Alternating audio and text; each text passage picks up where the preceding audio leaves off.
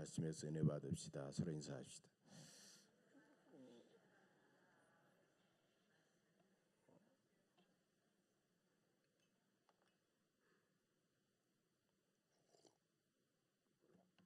많은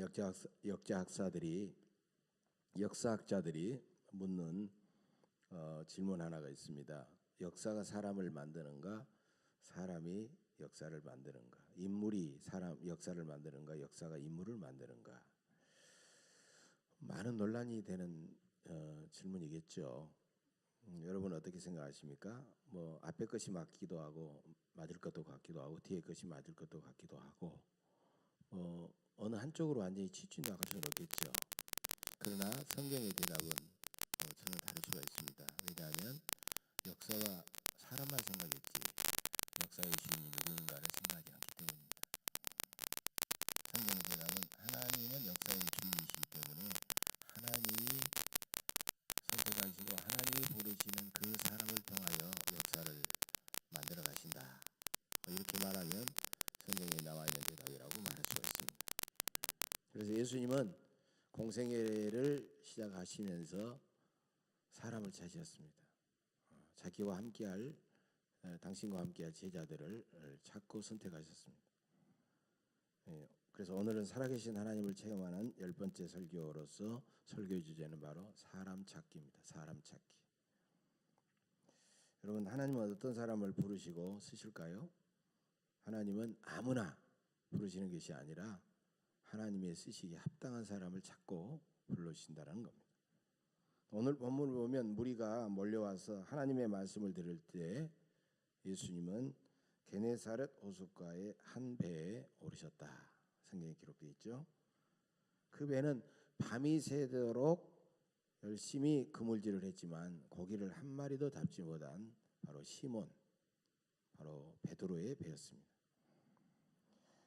시몬 베드로는 바로 고기 한 마리도 없는 빈배였습니다. 바로 빈배는 시몬 베드로의 철저한 실패와 절망을 의미합니다. 사람들은 세상에서 자주 실패를 경험하죠. 어떤 사람은 건강을 잃고, 어떤 사람은 사업의 불황으로 힘들어하고, 어떤 사람은 가정의 불화로 빈배가 되어서 고통을 당합니다. 이처럼 빈배는 인생의 실패와 고난을 의미하기도 하지만 우리가 어떤 태도로 어떤 신앙의 자세로 주님을 바라보고 주님을 만나느냐에 따라서 주님이 찾아오시고 주님이 만선의 기쁨을 풍요로운 축복의 기회를 주시는 소중한 기회다. 우리가 그렇게 늘 생각해야 됩니다. 그래서 실패와 고난 자체를 두려워해서는 안 됩니다. 삶에는 여러 가지 어려운 굴곡이 있고 실패도 찾아오고 고난도 찾아옵니다. 그리스도인은 실패 때문에 영원히 멸망하지 않습니다. 절대로 낙심하지 말고 믿음을 가지고 용기 있게 전진하면 하나님께서 반드시 회복시켜 주시고 승리하게 해주시고 풍성하게 채워주실 줄로 믿습니다. 미국의 대통령들이 보통 이제 한 번 하고 끝나기도 하고 많이 해봐야 재선 한 8년 정도 하는데 미국에서 유일하게 4선 대통령이 있어요. 4선 대통령. 미국의 공황과 그다음에 제2차 세계대전을 전쟁을 승리로 이끌었던 프랭클 루즈벨트 대통령입니다.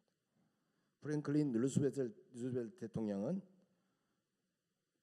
경건한 이 아브라함 링컨 대통령과 함께 경건한 믿음의 사람이었습니다.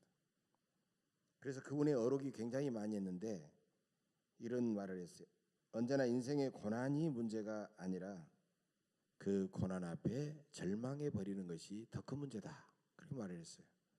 그러니까 어차피 우리는 어려움을 겪고 실패하고 고난이 찾아오게 하지만 절망하지 않고 전능하신 사랑의 하나님을 바라보고 전진하고 나가면 하나님께서 채워주신다라는 승리하게 해주신다라는 그런 말씀이에요. 그래서 믿음의 사람은 나에게 다가오시는 하나님, 그 하나님을 우리가 믿고 기도하고 기다려야 됩니다.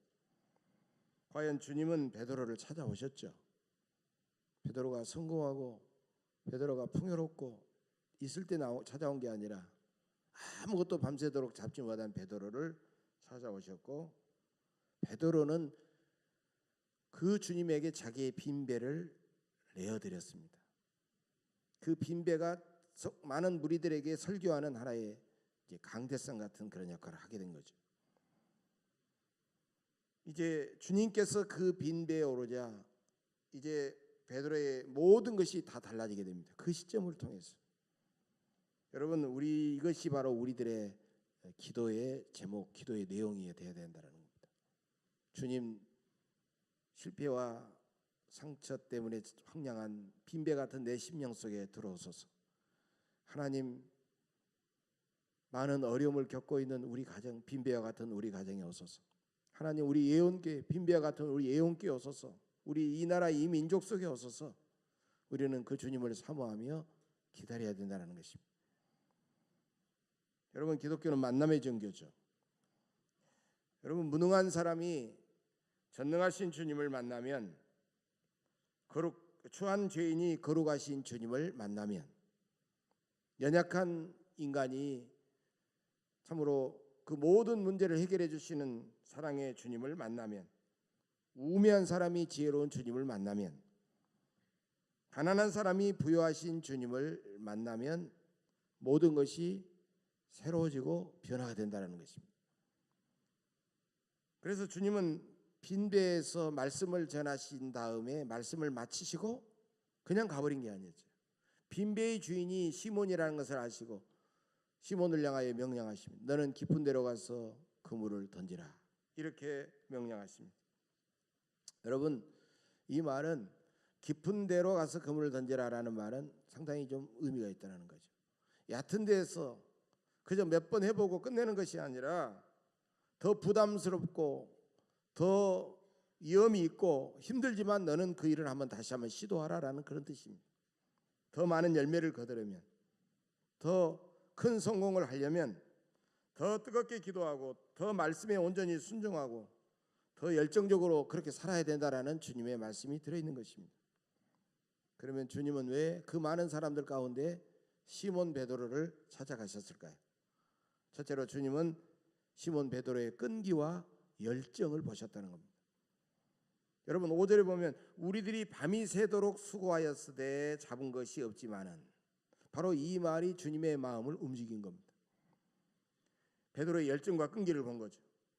여러분, 열정과 끈기라고 하는 것은 주님의 일을 하는 자세고 주님의 일을 능히 맡을 수 있는 그런 자기기다라고 말할 수 있어요. 그래서 우리는 어떤 성공을 하고 인생에 많은 사람들에게 감동을 주는 그런 사람들을 보면 열정과 끈기와 열정을 가진 사람들이 해내다라는 거예요. 이런 시가 있죠. 고지가 바로 적인데 여기서 말수야 없지 않은가. 쓰러지고 넘어지고 깨져서 마지막 심장 한 토막이 남거들랑 그 심장을 부둥켜 안고 엉금엉금 기어서라도 맡겨진 고지에 깃발을 꽂고야만은 그런 끈기와 열정, 그런 사람이 되어야 된다는 거예요. 여러분, 주님은 그런 사람을 찾고 계신다는 겁니다. 그러면 그런 사람들이 자기 뜻대로 모든 것이 잘 될 때 그러겠습니까? 안 되고 막히고 막 어두움의 세력이 협박하고 힘들어할 때 그래도 끝까지 주님을 향하여 그렇게 나가야 된다는 거예요. 여러분, 2차 세계대전 때 영국은 미국과 함께 승전국이었지만 국내외적으로는 굉장히 어려움이 있었습니다. 영국의 국교라고 할 수 있는 바로 영국 성공회, 앵그리칸 처치라고 그러죠. 영국 성공회는 의외로 영적으로 크게 타락했다는 거예요. 성직자는 권력과 야합하고 교회는 재물을 쌓으면서 영적인 능력을 점점 잃어갔습니다. 거기다가 총회반부는 바울 성당을 건축하는 그런 명목으로 가난한 교회들을 분담금을 막 강요하면서 착취를 했습니다. 중세기 루터가 종교개혁을 할 때 그 시대와 어쩌면 그렇게 닮았는지 그 시대상을 바라보면서 영국 템즈강변 작은 성당에 의롭고 용기 있는 젊은 신부 한 사람이 나서가지고 타락한 교권을 향하여 계속해서 지적하고 비판하고, 그렇게 되자 총회에서 사절단을 보내가지고 이제 대표단을 보내가지고 그 젊은 신부를 만나고 그 젊은 신주의 입을 다물게 하고 그런 것을 그치도록 그렇게 했던 것입니다. 어떻게 교회가 그렇게 할 수가 있겠습니까? 대표단이 와가지고 젊고 용기 있는 그 신부에게 이렇게 말합니다. 자네 혼자 그렇게 소리 지른다고, 자네 혼자 그렇게 떠든다고 타락한 영국 사회가 새롭게 되겠는가?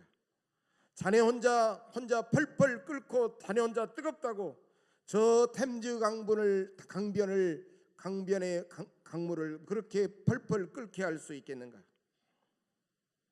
여러분, 그 말을 들은 그 젊은 신부는 이렇게 대답했다고 합니다. 그래요, 나 혼자 템즈 강물을 끓게 할 수는 없지만 만약 당신들이 나를 저 템즈 강물에 던진다면 나는 성령의 능력으로 나 혼자라도 강물에서 펄펄 끓어낼 것입니다라고 그렇게 대답했습니다. 여러분, 그 말을 들은 많은 사람들은 움찔하면서 깜짝 놀라면서 그 소식이 전해졌고 많은 사람들이 회개운동이 일어나서 영국을 새롭게 할 수 있었다는 것입니다. 우리 주님은 지금도 주님을 사랑하고 한 영혼을 사랑하고 이 땅에 참으로 교회들을 사랑하는 그런 사람들을 찾고 계시는 겁니다.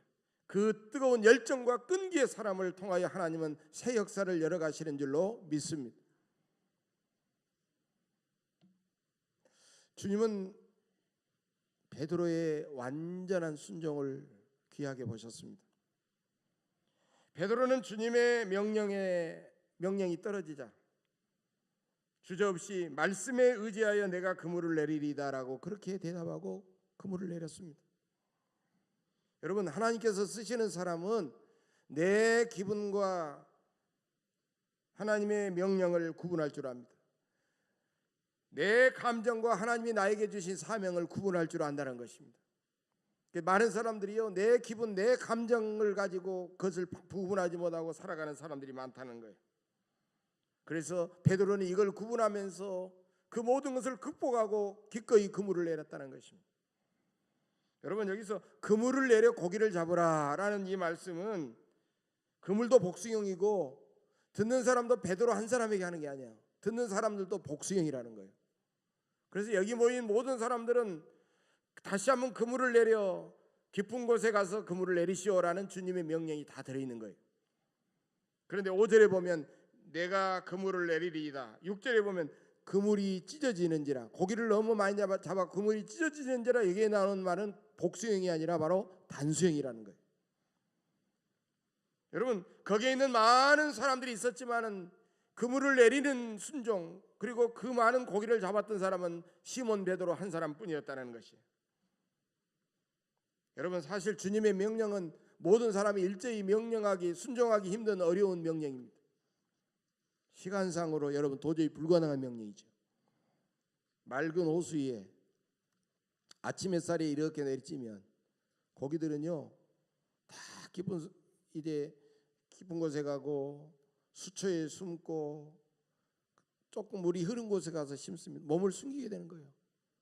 햇빛이 저녁에야 어두우니까 아무데나 달 수 있지만 다 숨게 돼 있다라는 거예요. 그래서 이것은 고기를 잡는 사람이 아니라도 누구든지 다 할 수 있는 상식적인 것입니다. 정말 순종하기 어려운 명령이라는 거예요. 두 번째로는 경험상으로도 불가능하다는 거죠. 밤새 지금까지 고기 한 마리 전혀 잡지 못했잖아요. 여러분, 한 서너 번 했을까요? 수십 번을 했겠죠. 계속 그물을 내리고 또 끌어보고 그물을 내리고 끌어봤자 고기 한 마리 잡지 못했는데, 수많은 경험을 했는데 다시 또 그물을 내리라는 것입니다. 여러분, 그것도 중요하지만 분위기상으로도 지금 도저히 불가능한 일입니다. 밤을 새고 너무너무 피곤하고 지쳐있는 그 베드로에게 깊은 도로의 곳에 가서 그물을 내리라고 했으니 도저히 다시 그물을 내릴 만한 그런 분위기가 아니에요. 그런 기분이 아닌 것입니다. 그 다음에 결정적인 것은 명령하신 분을 봐도 이것은 불가능한 일입니다. 베드로는 평생을 바다에서 잔뼈가 굵은 어부 아닙니까? 예수님은 누굽니까? 예수님은 나사렛에 서서 목수이신 아버지의 일을 도왔던 전직 목수가 아닙니까?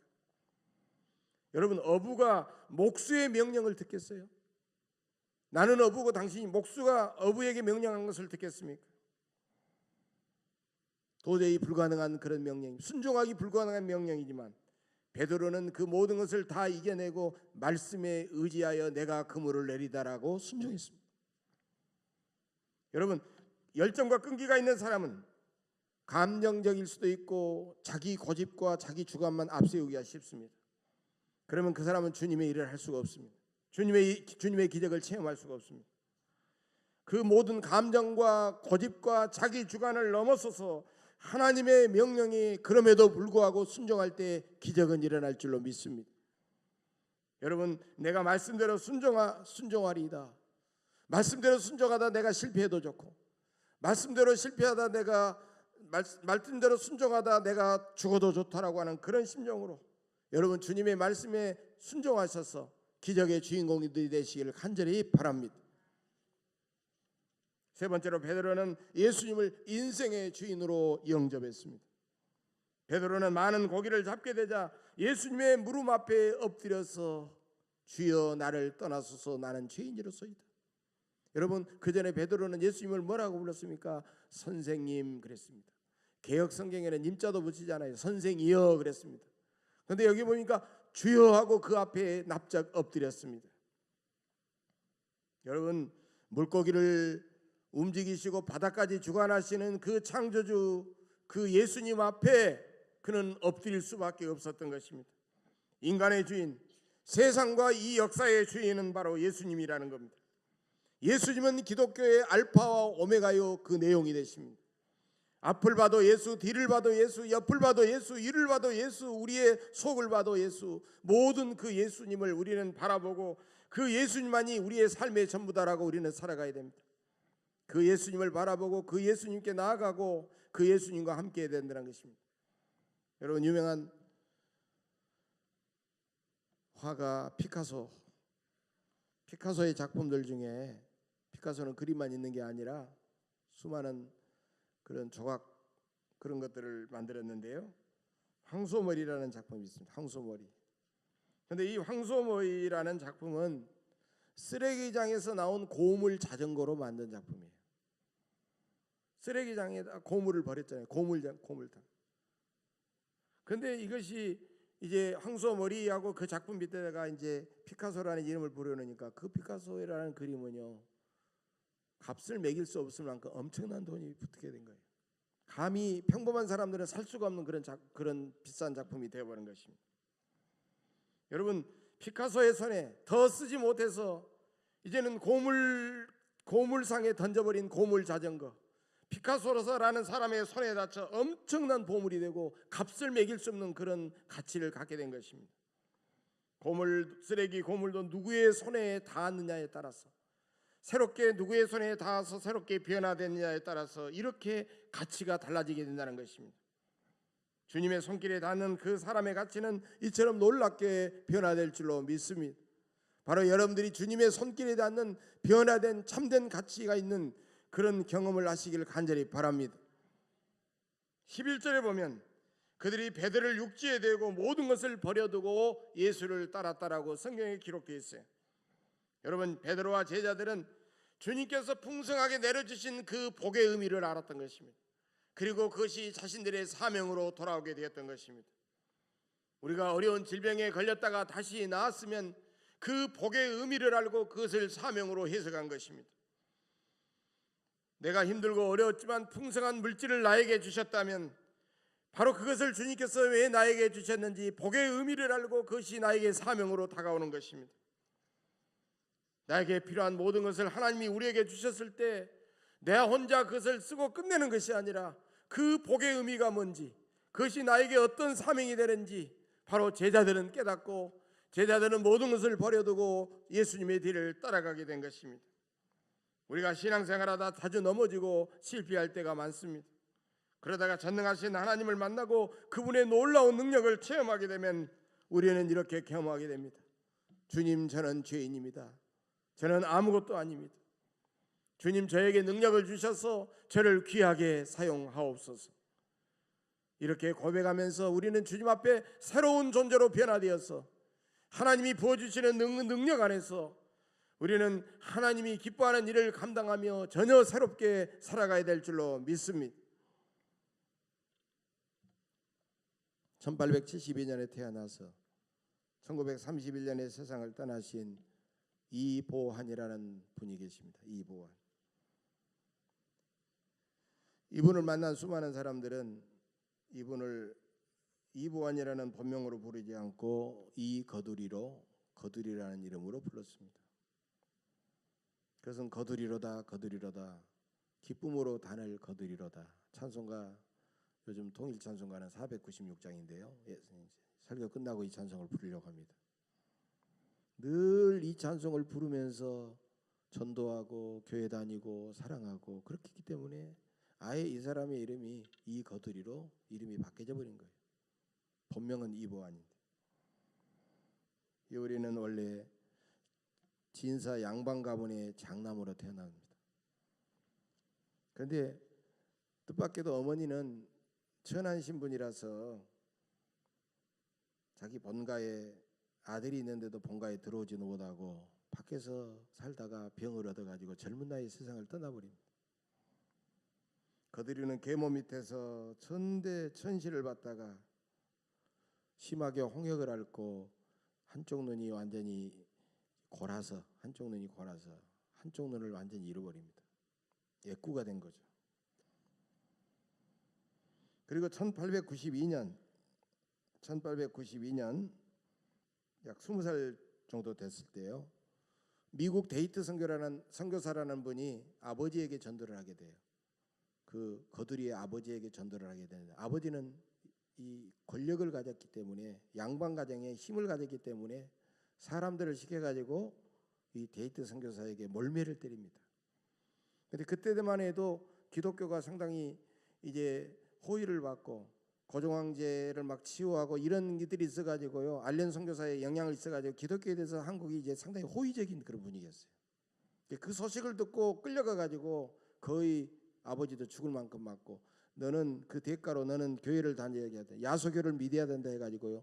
교회를 나오려고 하는데 자기가 교회를 나기는 나가야 되는데 교회를 나갈 마음이 없는 거예요. 그러니까 이 거두리가 아버지 그러면 제가 교회를 나가겠습니다 해가지고 아버지 대신 교회를 나가게 된 거예요. 그렇게 해서 교회를 출석했는데 기독교야말로 봉건 시대의 악습을 타파하고 그래서 시대를 새롭게 만들고 사람을 변화시키는 생명의 종교라는 사실을 알게 된 거예요. 자유와 평등과 사랑의 종교임을 그가 깨달았던 것입니다. 그래서 아주 너무너무 기뻐서 신앙생활을 열심히 다니게 됩니다. 총명했던 거두리는 선교사들을 만나가지고 이제 어깨너머로 또 손짓발짓하면서 배운 영어를 배웠는데 그 영어가 능통한 영어가 된 거예요. 영어를 능통하게 구사할 정도까지 되는 것입니다. 또 성경 지식이 들어가면서 주일학교 어린이들에게 설교할 정도로 교회의 지도자 중심 인물로 성장하게 됩니다. 그리고 그때부터 많은 사람들을 전도하기 시작합니다. 거두리는 친구의 아버지인 진사 양반에게 만날 때마다 아버지 교회 나갑시다 계속해서 전도를 합니다. 찾아가고 전도하고 기독교는 이런 종교입니다 막 설명하면서 계속 전도합니다. 그러다 유교와 불교에 물들어 있는 진사 양반은 너무너무 귀찮잖아요. 그러니까 거두리가 찾아오니까 하루는 이렇게 말합니다. 그래 자네 체면을 봐서 내가 다음 주일에는 교회 한번 나감세 이렇게 대답을 해요. 그리고 다음 주일에 와서 이제 교회 나가려고 이렇게 하니까 거두리가 올 것 같으니까 교회 나가긴 싫고 그러니까 이웃 마을 절로 도망가 버렸어요. 이웃 마을로 절로 도망갔어요. 거두리는 친구를 통해서 물어 가지고 그 아버지가 있는 곳까지 알게 됩니다. 그 절까지 찾아가는데 이제 진사는 이렇게 말해요. 오늘은 눈이 이렇게 많이 와서 눈이 무릎까지 팍팍 쌓였으니까 내가 다음 주에 또 가겠네 이렇게 말합니다. 그러니까 거두리는 제가 이제 불편하지 않도록 눈을 쓸어 놓을 테니까 제가 쓸어 놓는 데까지만 그럼 오시죠 이렇게 말합니다.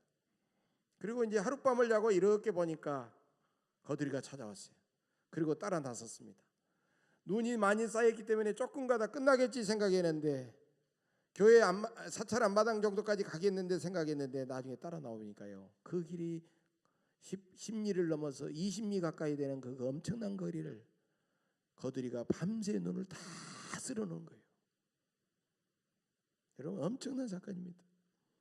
진사 양반 여기서 완전히 녹아난 거예요. 그래가지고 교회까지 와가지고 예수를 믿었다라는 그런 이야기였습니다.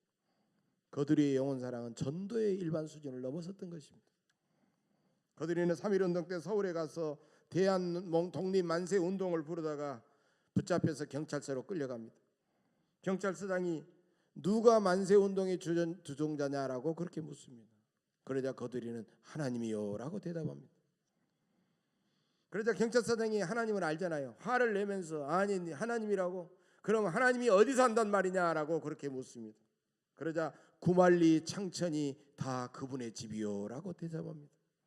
그래서 거두리는 거의 죽을 만큼 매를 맞고 독방에 갇히게 됩니다.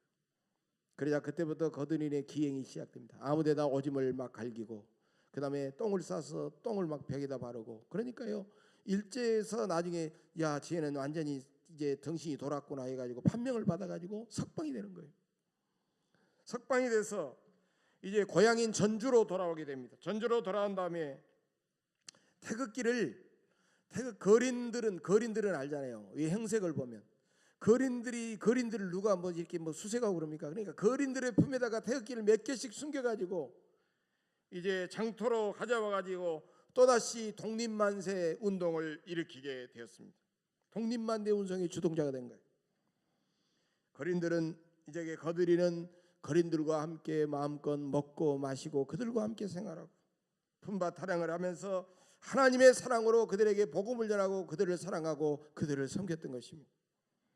거두리는 천대받는 서자여 애꾸눈이라는 자신의 상처와 나라를 잃은 백성의 상처를 극복해내면서 수많은 영혼들을 복음으로 구원하고 하나님의 사랑으로 그들을 위로하고 치유한 그 시대의 진정한 일꾼이요 치유자였던 것입니다.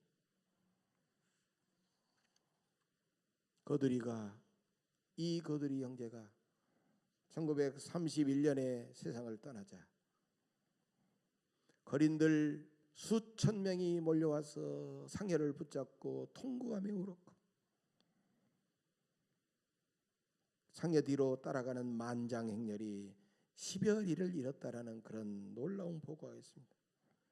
그리고 나중에 장례를 지낸 지 얼마 되지 않아서 거린들 수천 명의 거린들이 한 푼 한 푼 모아가지고 그를 위하여 큰 비석을 세워줬다는 것입니다. 여러분, 그 시대를 탓하지 않고 자신의 개인의 불행과 아픔과 상처를 원망하지 않고 그는 하나님의 사랑에 감사해서 수많은 사람들을 품에 안고 그들을 사랑하고 그들을 섬겼어. 진정으로 하나님이 그 시대에 찾았던 위대한 주님의 제자여 주님의 일꾼이었던 것입니다. 여러분, 오늘 본문엔 여러 가지 그물이 나옵니다.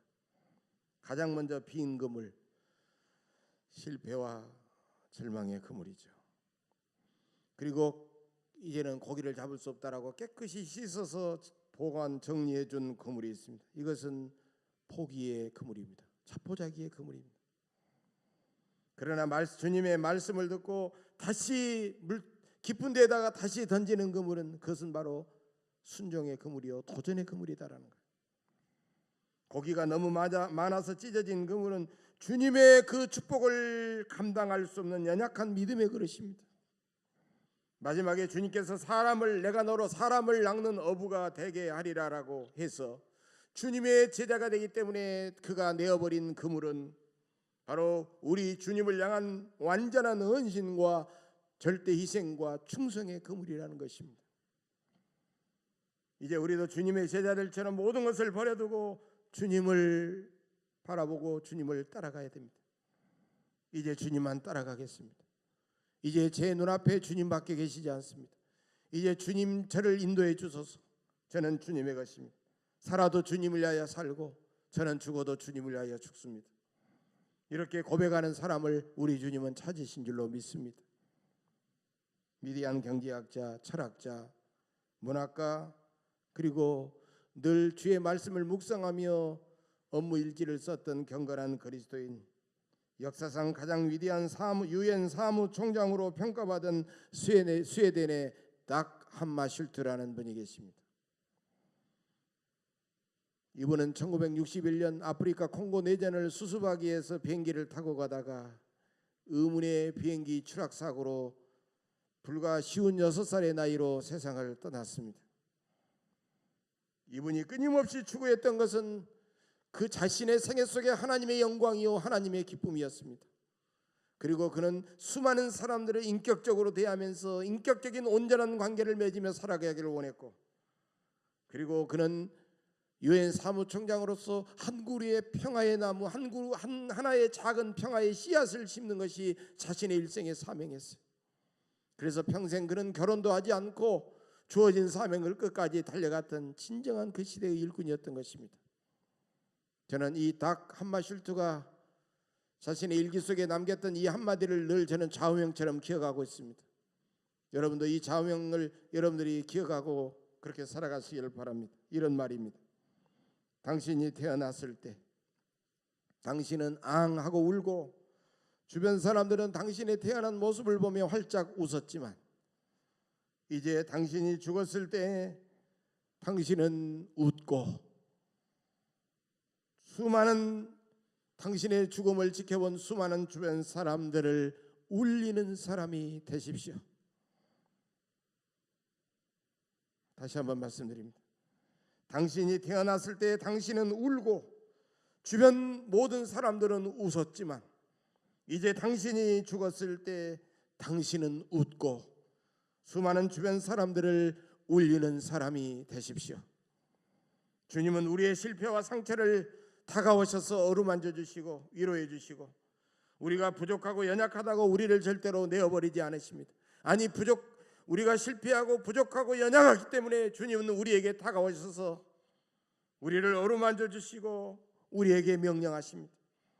이제 시몬 베드로처럼 실패와 상처를 이겨내고 주님의 능력을 굳게 믿음으로써 주님께 순종하고 주님의 능력 안에 귀하게 쓰임 받으시기를 간절히 바랍니다. 그래서 주님께 큰 기쁨과 영광 드리시고 이 세상을 떠나는 날 주변의 많은 사람들을 울리시기를 주님의 이름으로 간절히 축복합니다. 기도하겠습니다. 은혜로우신 하나님, 참된 이 시대의 참된 일꾼, 참된 사람을 찾으시는 주님의 그 뜻을 깨달았습니다. 우리는 내 힘을 의지하다가 많은 실패와 고통을 경험했습니다. 이 시간 참된 제자, 참된 사람을 찾으시는 우리 주님을 온전히 나의 심령에 모셔드립니다. 이제는 내 생각대로 살지 않고 주님의 명령에 순종하겠나이다. 주님께서 온전히 인도해 주셔서 늘 우리가 풍성한 은혜를 받고 주님이 이 시대에 우리에게 명하신 사명을 잘 감당하여 우리 살아계신 하나님께 큰 기쁨과 영광 돌리게 하옵소서. 우리 주 예수 그리스도의 이름으로 감사하며 기도하옵나이다. 아멘.